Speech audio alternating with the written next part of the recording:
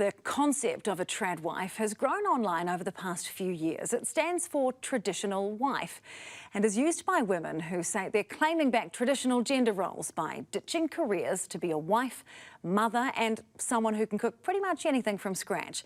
Senior reporter Juliet Speedy told us she took a break from her sourdough fermentation to bring us this story. Have you heard of Nara Smith? Around the holidays is when I always find myself craving desserts more than anything. What about Hannah Nealman and her more than 9 million followers? And I was craving homemade bread, homemade jam. What about the tradwife Estee Williams? What is a tradwife? Well, might you just ask? Tradwife stands for traditional wife. It's a new online movement promoting the rise of domesticity, traditional gender roles. Think 1950s housewives. Women are proudly stating that they don't want a career and they want to be a full-time wife and mother. But now our society has gone so far in the feminist direction. But these full-time wives and mothers are not exhausted, pyjama-wearing, tired mums of, in this case, 8. They are usually immaculately dressed, running what appears to be the perfectly healthy, ordered house and family lives. In Nara Smith's case, often wearing, in fact, catwalk-worthy high fashion that her more than 11 million followers can aspire towards.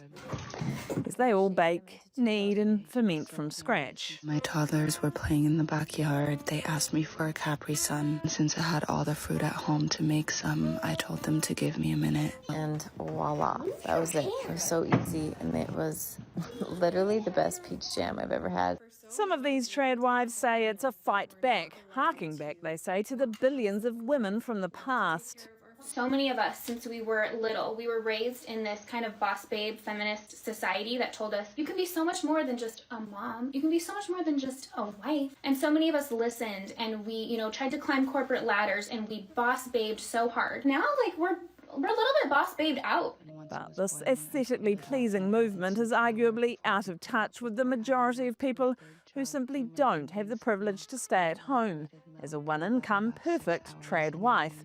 It's been labelled out of touch and also an economic risk to women, particularly if they divorce. Women are 3 times more likely to end up in poverty after a divorce than men. And I think, as mesmerising as the content is to watch, it's really important that we look at the financial implications of being a traditional wife. Good morning, friends. It's 4:26 a.m. and I'm making my husband a breakfast sandwich and his lunch. It's also spurned the spin-off term on social media of hagwife. Here's what I made today as a hag wife. The first thing I did when I got up this morning is ask absolutely nobody what they wanted for breakfast. But that's the great thing about both the internet and life. There's room for all.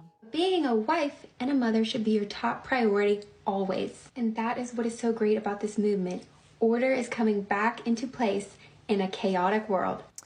So while I craft an instant coffee from scratch in the hallowed halls of this office kitchen, while juggling full-time work, 3 kids on school holidays, washing piles to rival Everest and a dinner menu that whispers baked beans, then I guess I'm less of a trad wife and more of a trad just getting by kind of girl. And you could argue that's almost as effortlessly fabulous as this.